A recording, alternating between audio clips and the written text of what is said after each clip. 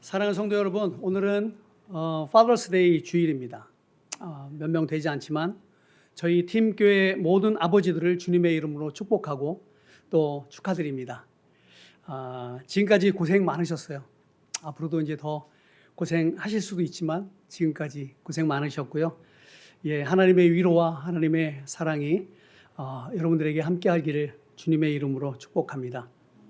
이 자리에 계시지 않지만 또 우리의 남편들, 우리 이기진 집사님을 비롯해서 하나님께서 이 시간도 함께 하실 줄 믿습니다. 그래서 오늘은 아버지를 위해서 특별한 음식을 준비해서 먹을 겁니다. 다른 건 없을 것 같아요. 그냥 특별한 음식 먹습니다. 오늘은 특별히 하나님께서 우리에게 주신 그런 아버지의 사명을 다시 한번 생각해 보는 날이 되기를 원합니다. 오늘 본문을 보면 Father's Day와는 전혀 상관없는 것처럼 보이는 그런 장면들이 등장하지만 어찌 보면 이 말씀이 여러분을 향한 메시지라는 그러한 점에서 우리 남성들에게 힘이 되고 또 능력의 말씀이 되기를 묵상해 봅니다. 저는 오늘 말씀의 제목을 믿음은 어려운 것을 구하는 신앙이다라고 정해봤어요. 믿음으로 어려운 일을 구하십시오 라고 정해본 이유와 목적은요, 비단 우리 아버지들에게만 국한된 그런 말씀이 아닙니다. 우리 모든 성도들에게 적용되는 말씀이라고 저는 믿어요. 그러나 그 믿음의 무게는요, 아버지들을 더 압박하고 있다는 점에서 아버지들이 가정을 어떤 심정으로 이끌어 가야 하는지 우리 아버지들은 많이 느끼고 있으리라 믿어요. 하지만 아버지가 어떤 믿음의 신앙의 모습을 가지고 있느냐에 따라서 그 가정 공동체는 그 믿음을 의지하고 또 배우며 삶 가운데서 승리할 것이라고 저는 믿습니다. 오늘 말씀의 내용을 잠시 살펴보면요, 엘리야가 하늘로 이끌려 올라갈 것을 엘리사와 또 50명의 제자들은 알고 있었어요. 알고 있었다라는 것은 주의 영이 말씀하셨다라는 것 아니겠습니까? 선지자들은 참 달라도 뭔가가 좀 다릅니다. 아무리 부족한 인턴 과정에 제자들이랄지라도 선지자로서 선택된 사람들이라면 하나님께서는 그들에게도 말씀해 주시고 있다는 거예요. 오늘 말씀을 전하는 정말 부족한 저에게도 주님께서 말씀하십니다. 그 말씀을 전하고 있어요, 여러분에게. 오늘 말씀을 보면 불수레와 불말은 엘리야와 엘리사를 갈라놓습니다. 그리고 회오리바람으로 엘리야가 하늘로 올려져 가는 장면이 나와요. 멋있지 않습니까? 상상으로만이 아니라 정말 저랬을 것 같다라는 생각을 한번 생각해 보면서 그림을 챗GPT한테 만들어 달라고 그랬어요. 그랬더니 저렇게 멋있게 만들어줬습니다.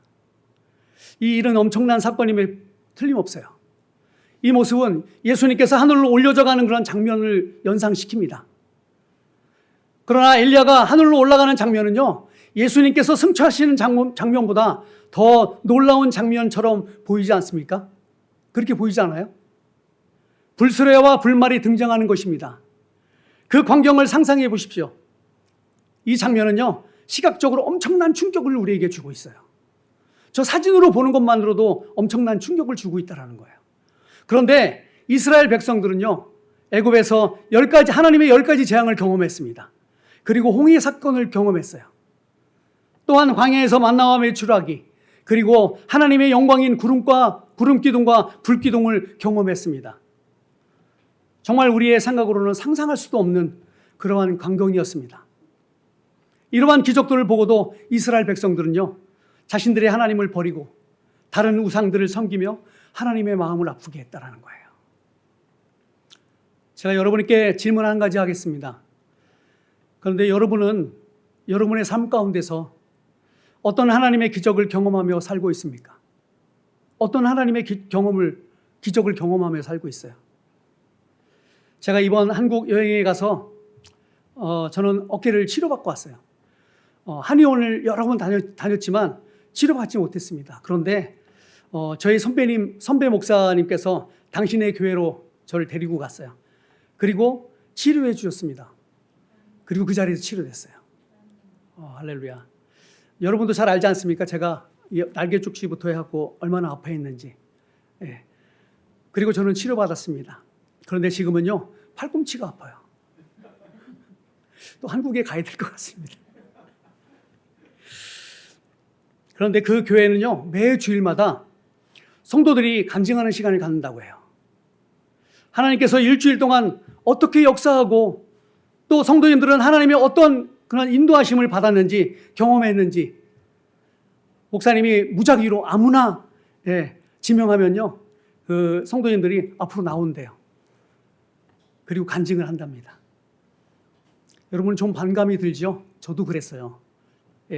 지금도 왜 성도들에게 저런 엄청난 고통을, 부담감을 줄까? 이런 생각을 했습니다. 그런데 성도들이요, 그 엄청난 부담감을 가지고도 교회를 떠나지 않고 매주일 긴장하며 산다는 거예요. 그리고 예배 가운데 은혜를 받는답니다. 성도들의 간증 가운데 이런 말을 한답니다. 성도들이. 첫째는요, 예전에는 바쁜 삶을 살다 보니까 하나님의 은혜가 뭔지 알지 못했대요. 깨닫지 못했대요. 그런데 생각해 보니까 이제는 모든 것이 하나님의 은혜였다라는 것을 간증했대요. 두 번째로는 다른 사람의 간증을 들으면서 뭐 그랬겠지, 뭐 그랬을 거야 하면서 의심과 시기를 동반한 그런 마음으로 그 앞에 나가서 간증하는 사람들을 봤답니다. 그런데 이제는 그 은혜가 2배가 되더래요. 들으면서. 왜? 자기도 경험하는 것들을 얘기하는 건 아닙니까?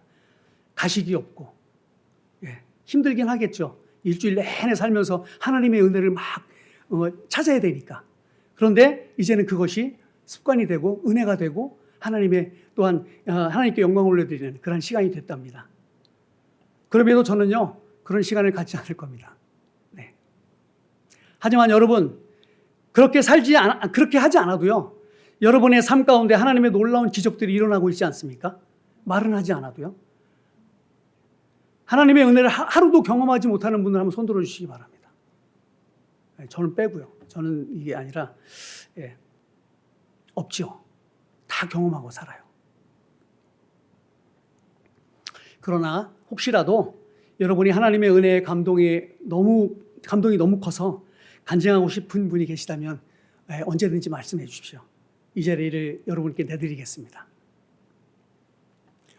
그것이 분명한 것은요, 하나님께 영광 올려드리는 시간이라는 거예요. 하나님이 주신 그 은혜를 나눌 때 하나님께서 영광을 받으신다는 것입니다. 하나님의 역사하심을 나누는 시간이 얼마나 복된 시간입니까? 혹시 그런 마음이 계신 분이 혹시 있으시면 지금이라도 말씀해 주십시오. 성령님의 은혜와 역사하심을 경험하고 있음에도 그것이 성령님의 역사하심인지도 깨닫지 못하는 신앙은요, 성령님의 일을 회방할 수도 있어요. 또한 성령님의 역사하심을 부인한다는 것은 사단의 역사함은 인정하고 있다는 것을, 그러한 맥락을 갖고 있다는 것을 우리가 말씀드리고 있습니다. 여러분, 불은 하나님의 임재를 상징합니다. 구약에서 불은 종종 하나님의 거룩하심과 임재를 나타내고 있어요. 예를 들어서 모세가 본 불타는 떨기나무가 있지 않습니까? 시내산의 불, 광야의 불기둥, 그리고 갈멜산 제단 위에 내린 그 불, 그것을 우리가 볼 수 있어요. 그러니 불수레와 불말의 의미는요, 엘리야가 하나님의 영광 가운데 받아들여졌다는 뜻입니다.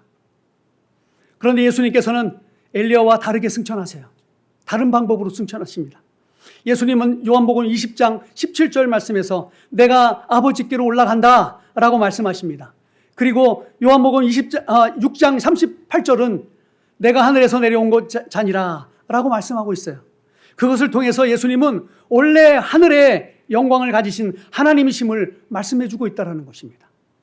예수님께서는 원래 계셨던 곳으로 하나님 보좌 우편으로 되돌아가시는 분이십니다.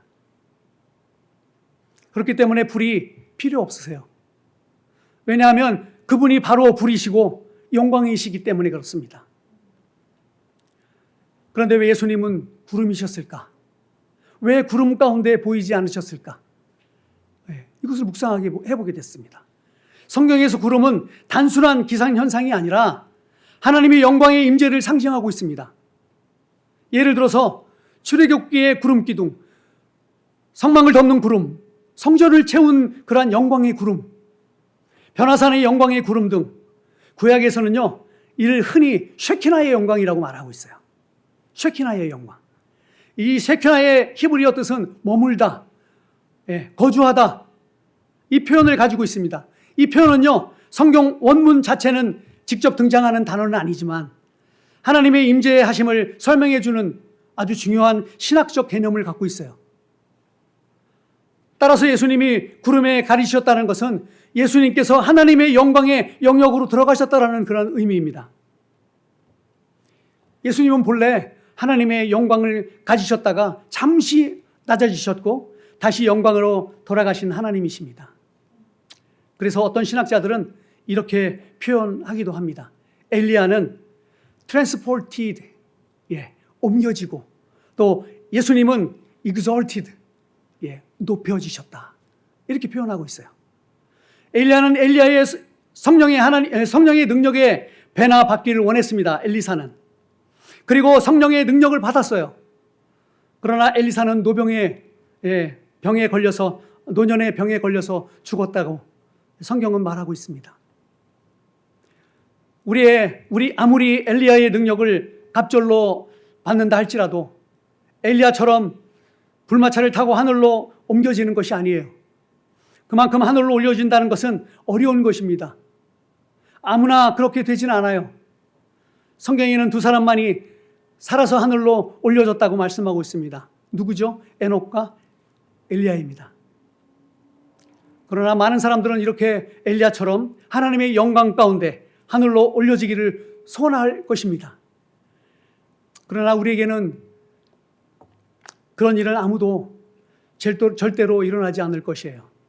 왜냐하면 우리는 엘리야처럼 살지 않습니다. 아니, 살지 못해요. 아니, 살아갈 용기조차 없습니다. 제가 목사가 되었고 목회를 한다고 하지만 저 역시도 엘리야처럼 살아갈 용기가 없습니다. 저는 목사가 되지 않으려고 도망 다녔어요. 그리고 저는 하나님 뜻대로 되기를 원합니다. 하나님, 저를 사용해 주십시오. 라는 기도를 하지 못했습니다. 아니, 안 했어요. 왜냐하면요, 저의 믿음은 하나님의 뜻은 어렵다라는 생각을 내 안에 갖고 살았기 때문에 그래요. 하나님의 뜻은 너무 어려워. 어쩌면 나와 상관이 없어. 그렇게 살고 싶지 않아. 라는 그런 마음을 갖고 있었던 것 같습니다. 그저 내가 정하는 삶을 살기를 원했습니다. 화려한 조명과 사람들의 그런 박수갈채, 누구보다 멋진 목소리를 가지고 싶었습니다. 솔직히 말해서 나의 주제도 몰랐다는 거죠. 정말 열심히 제가 노력했습니다. 좋은 목소리를 갖기 위해서. 저는 오지에 가서 선교사로 살고 싶지 않습니다. 내가 하나님 뜻대로 사용하기를 원합니다 라고 기도하면 하나님께서 저를 그곳으로 보낼 것 같았어요. 아프리카 저 오지로 저를 보낼 것 같았어요. 그래서 그런 기도를 하지 않았습니다. 아니, 보내시면 어떻게 하나 하는 그런 두려운 마음이 있었습니다. 솔직히 믿음이 없었던 것입니다. 믿음이 없었어요. 그리고 저의 사명, 저의 은사는, 저에게 주어진 달란트는 성악가라고만 생각했습니다. 성악가의 꿈을 꾸고 이루는 것이 하나님께 영광 올려드리는 그러한 일이라고만 생각했어요. 그리고 저는 그렇게 기도했습니다. 주님, 저의 목소리로 하나님께 영광 올려드리겠습니다. 그리고 목사의 길은 거부했습니다. 제 아내가 결혼 전에 저에게 이렇게 물어봤어요. 길거리 걸어가고 있는데 그 장면이 아직도 생각나요. 자기는 목사가 될 거야? 만약에 목사가 되면 나 결혼 안 할 거야. 이렇게 물어보는 거예요. 그래서 좀 깜짝 놀랐어요. 그럼 저는 뭐라고 얘기해야 돼요? 무슨 소리야? 이렇게 얘기해야 되는데, 미쳤냐? 그런 거 타고 있게? 진짜 그렇게 얘기했어요, 제가. 미쳤냐? 와, 제가 그런 것이라고 말했던 거예요. 그런 것. 이 목회 일이 그런 것이랍니다, 제가. 몰랐어요, 저는요. 나의 사명은 뭐 노래하는 거로만 생각했기 때문에, 목회는 그런 것, 목사는 그런 것이라고만 생각했습니다. 얼마나 교만했습니까? 지금도 교만하지만 너무 교만했어요. 그런데 지금 목사가 되어 있습니다. 그리고 여러분 앞에서 이렇게 찬양하고 말씀을 전하고 있습니다. 하나님께서 그때 우리들이 하고 있는 말을 들으셨습니다. 그렇죠? 그리고 맛 좀 봐라. 뭐 그런 거? 너희들의 가는 길을 수정해 볼게 내가. 왜? 라고 주님이 하셨을까요? 그렇게?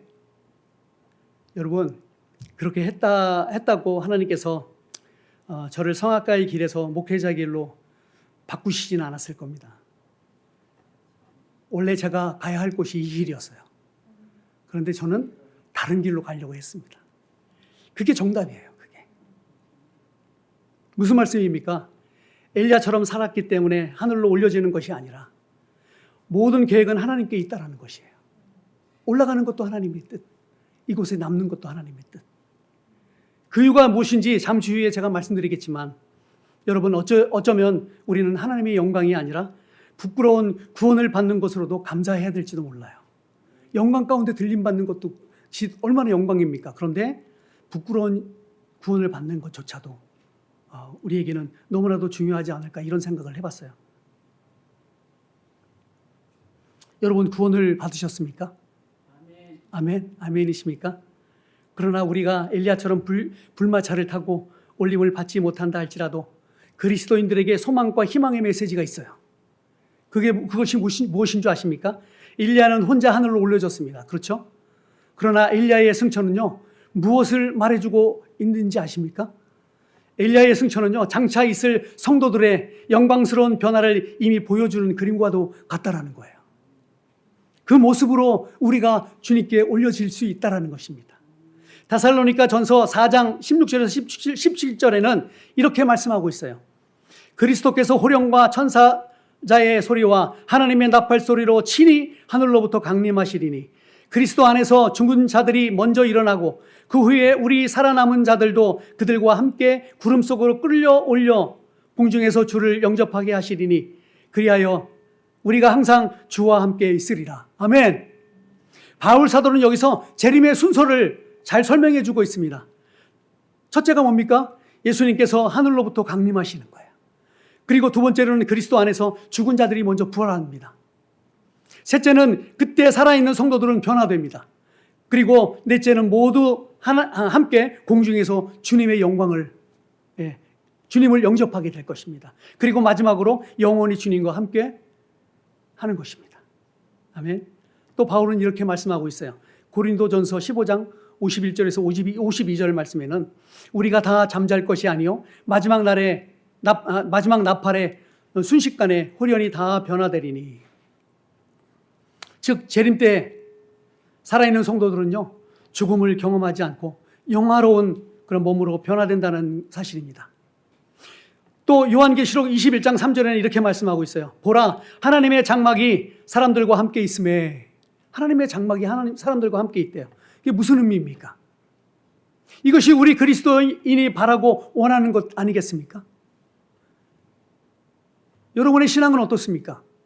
그걸 믿으시고 계십니까? 믿고 있어요? 그런데 원하고 바라고 기도는 하는데 뭐가 없습니까? 믿음이 없이는 아무 소용이 없다는 거예요.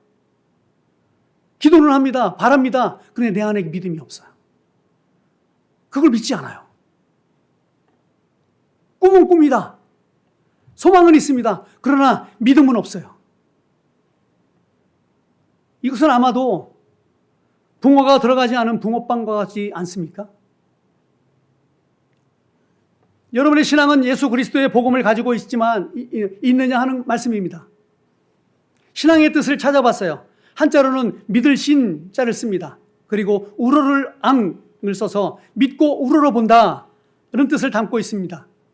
단순히 교리를 그저 아는 것을 넘어서 자신의 삶과 가치관을 그 상대에게 헌신하는 태도를 포함한다고 말하고 있어요.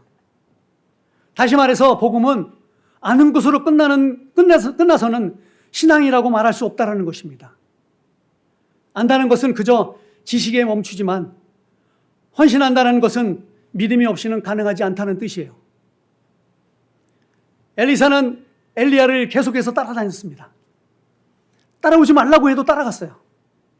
오늘 본문 말씀에는 없지만 열왕기하 2장 4절과 6절 말씀에는 보면은 엘리야가 그에게 이르되 엘리사야 청하건대 너는 여기 머물라 라고 부탁합니다. 그리고 엘리사는 여호와께서 살아계심과 당신의 영혼이 살아있음을 두고 맹세하노니 내가 당신을 떠나지 아니하겠습니다. 이렇게 얘기를 해요. 왜 엘리사는 엘리야를 떠나지 않고 계속해서 따라다녔을까요? 이것이 믿음입니다. 엘리사는 확신했어요. 엘리야에게 있는 성령님이 하시는 역사를 아는 것을 뛰어넘어서 믿었다라는 그러한 사실을.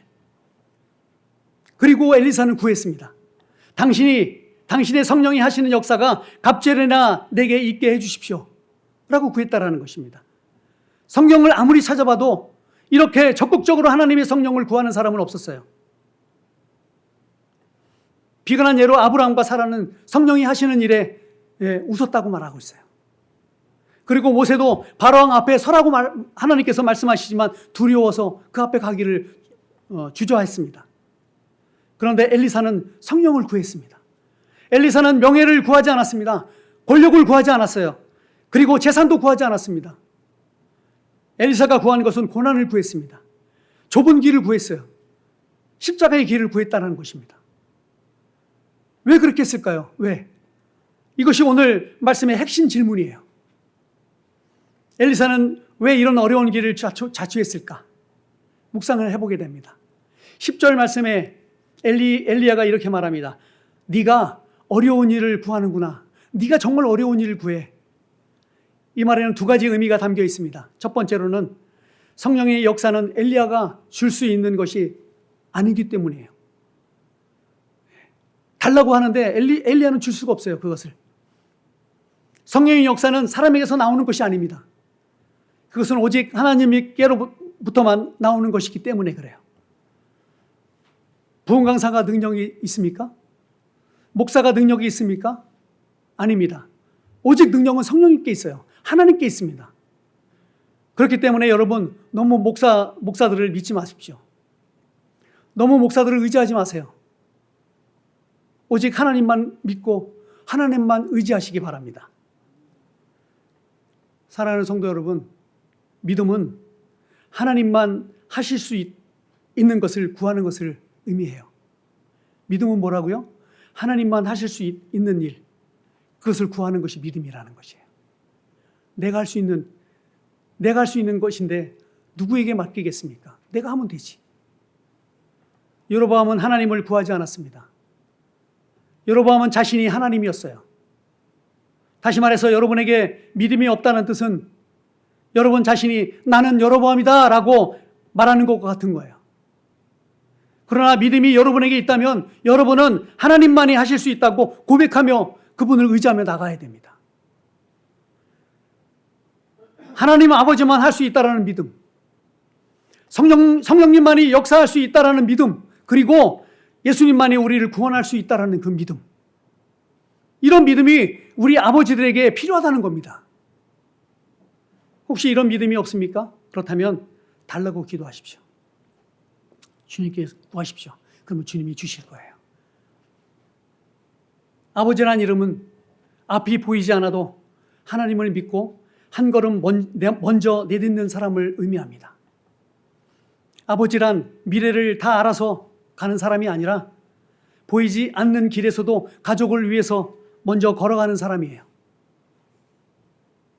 아브라함은 목적지를 완전히 알지 못했습니다. 그럼에도 하나님의 부르심을 따라서 먼저 걸어갔던 사람이에요. 그래서 성경은 아브라함을 이렇게 말합니다. 믿음의 조상이라고 말이죠. 아버지가 믿음에서 흔들리면 가족들도 흔들립니다. 그러므로 아버지에게 가장 필요한 것은 자신감도 그리고 지식도 경험치도 아니에요. 오직 하나님을 의지하는 믿음입니다. 이 믿음을 가족들에게 보여줘야 해요. 우리 자녀들에게 남겨줄 최고의 유산은 돈도 아니고요, 집도 아닙니다. 하나님을 신뢰하는 믿음의 모습이에요. 여러분, 하나님을 신뢰하는 믿음 없이는 유산도 돈도 자녀들에게 남겨주시지 마십시오. 하나님을 신뢰하는 믿음 없이는 유산과 돈은 의미가 없어요. 그런 유산은 자식들을 망하게 할 수도 있습니다. 저처럼 아무것도 남겨줄 수 없다면 걱정하지 마시기 바랍니다. 유산을 남겨줄 수도 없고 재산을 남겨줄 수도 없고 차도 남겨줄 수 없고 집도 남겨줄 수도 없다면 그래도 걱정하지 마십시오. 믿음의 유산을 남겨주시면 됩니다. 아멘. 여러분도 믿음의 유산을 남겨주시면 되는 거예요. 그렇다면 여러분의 자녀들은 정말 훌륭하고 멋진 삶을 살아갈 것이라고 저는 믿습니다. 왜냐하면 하나님을 신뢰하는 것이 가장 큰 지혜이고 축복이기 때문에 그래요. 파더 와이즈를 할 때 가장 큰 깨달음이 뭔지 아십니까? 우선순위를 정하는 거예요. 우선순위를 잘 세우는 겁니다. 사람들은 말을 해요. 여러분의 삶에서 우선순위를 정하면 가장 첫 번째에 두는 것이 무엇입니까? 라고 제가 질문해요. 그러면 영락없이 모든 사람들이 뭐라고 얘기하냐면 하나님이요 라고 얘기해요. 왜? 크리스찬이니까. 그러나 공부를 하다 보면은 가장 우선순위 첫 번째에 오는 것이 뭔지 아십니까? 일이에요, 일. 그리고 가장 마지막이 뭔지 아십니까? 하나님이에요. 말은 하나님이라고 하는데 우리의 삶은 하나님이 가장 밑바닥에 와 있어요. 그리고 마음의 변화가 생깁니다. 우리의 삶에서 우선순위가 바로 세워질 때 삶의 변화가 생기게 되는 것입니다. 하나님을 의식하며 사는 삶이 얼마나 중요한가를 깨닫게 되는 순간에 회개가 일어나요. 내가 잘못 살아왔구나. 내가 하나님 없이 살아왔구나. 내가 하나님을 무시하면서 살아왔구나 하는 그러한 변화들이 생깁니다. 그러면 그때부터 하나님을 아는 것에서 행하는 삶으로 변하게 된다는 것입니다. 이것이 우리 기독교가 말하는 성화의 과정이 된다는 것이에요. 그리고 어려운 일을 구한다는 말의 두 번째 의미는 무엇인 줄 아십니까? 십자가의 길을 선택하기 때문에 어려운 일을 구한다는 것입니다. 엘리사가 엘리야처럼 불마차를 타고 하늘로 올려지기 원해서 성령님의 역사를 구했습니까? 아닙니다.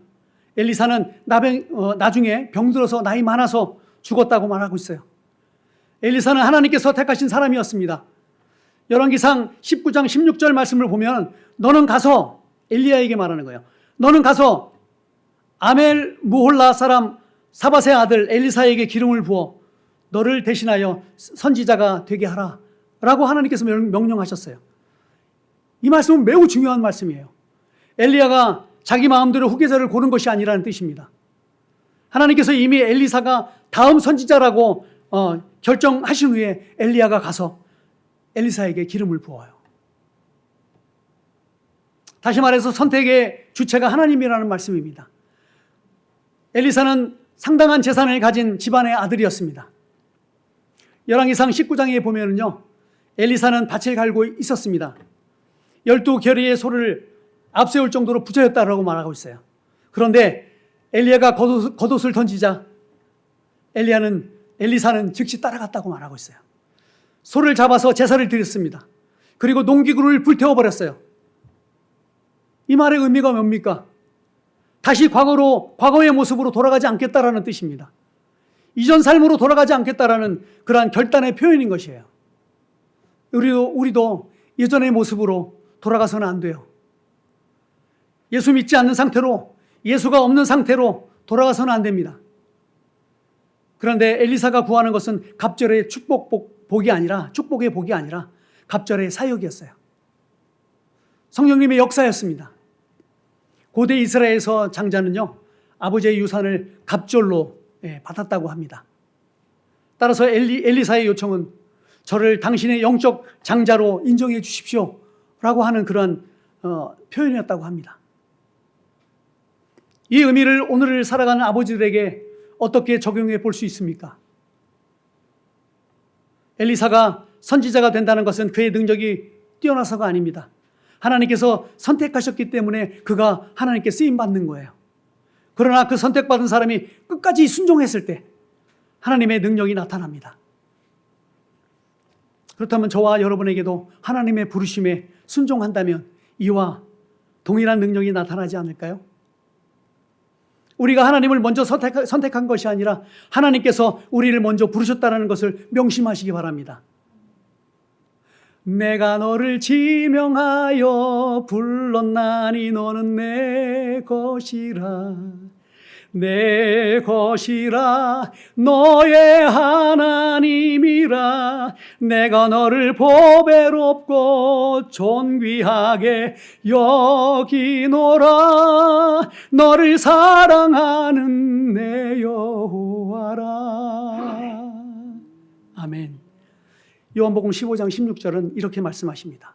너희가 나를 택한 것이 아니요 내가 너희를 택해서 세웠나니. 엘리사의 이야기는 결국 하나님의 선택과 그 선택에 대한 믿음의 순종을 보여주는 이야기입니다.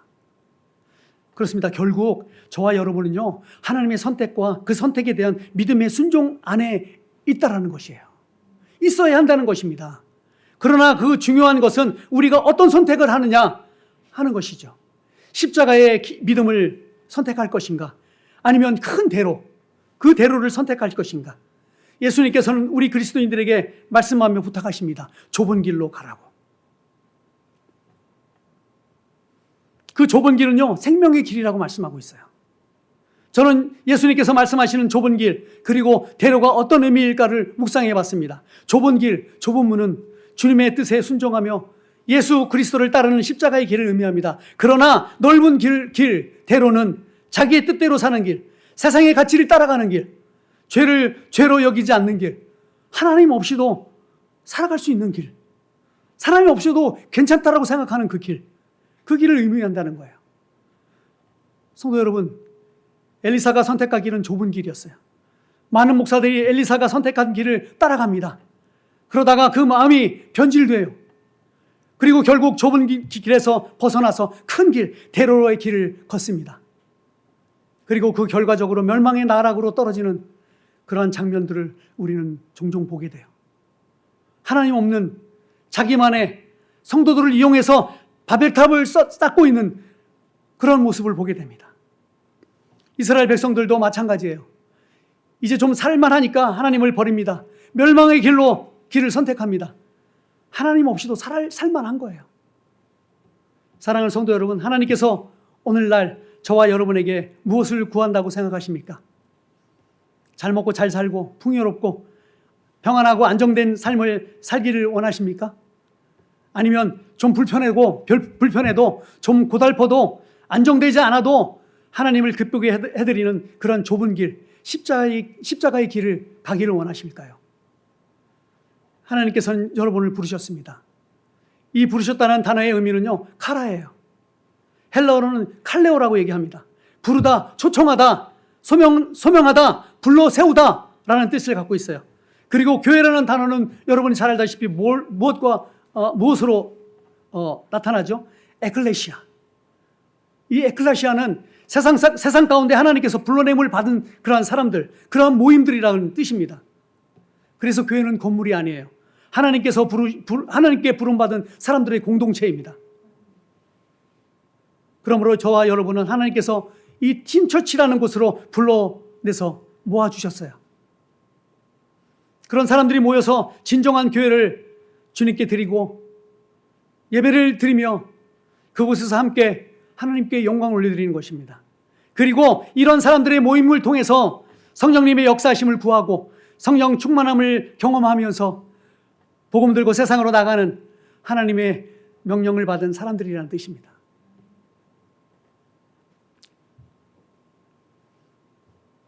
에클레시아의 반대가 뭔지 아십니까? 노 에클레시아. 정답입니다. 그런데 찾아보니까 뭐라고 얘기하냐면요, 코스모스래요. 코스모스. 이 코스모스는 세상을 의미한답니다. 이 코스모스는 하나님의 부르심을 거절하고 여전히 자기 중심으로 살아가는 사람들을 의미한답니다. 말씀을 맺겠습니다. 사랑하는 성도 여러분, 이제 쉬운 것만 구하지 마십시오. 여러분이 할 수 있는 것만 구하지 마십시오. 여러분 어려운 일도 구해보십시오. 성령님이 하시려는 역사가 갑절이나 내게 있게 해주십시오 라고 여러분 기도하시기 바랍니다. 그래서 여러분의 삶에 기적들이 일어나는 놀라운 경험들이 있기를 원합니다. 또한 그 경험되어지는 일들을 간증해 보시기 바랍니다. 그렇게 능력 있는 그리스도인의 모습으로 살아가기를 소망해 봅니다. 기도의 능력, 찬양의 능력, 복음의 능력이 성령님이 여러분을 통해서 나타나기를, 정말 어려운 일을 구해보는 그러한 믿음이 여러분 안에 있기를 원합니다. 엘리사처럼 여러분 어려운 것을 구하십시오. 사람의 힘으로는 불가능하지만 하나님께서는 가능하십니다.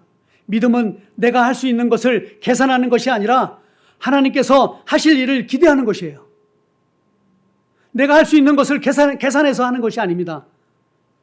하나님께서 하실 일을 기대하고 기다리고 그 일들을 감당해 나가는 것이에요. 그러므로 오늘도 하나님 앞에서 담대히 기도하십시오. 그리고 기대하십시오. 주님, 저는 어려운 일을 구하겠습니다. 성령의 역사를 나에게 허락해 주십시오. 그 믿음 위에 하나님께서 놀라운 은혜를 베풀어 주실 것을 믿습니다. 주님, 함께하여 주시옵소서. 이런 신앙의 소유자가 되어서 믿음의 삶을 살아가는 아버지들과 그리고 팀교회 모든 성도들이 되기를 주님의 이름으로 축복합니다.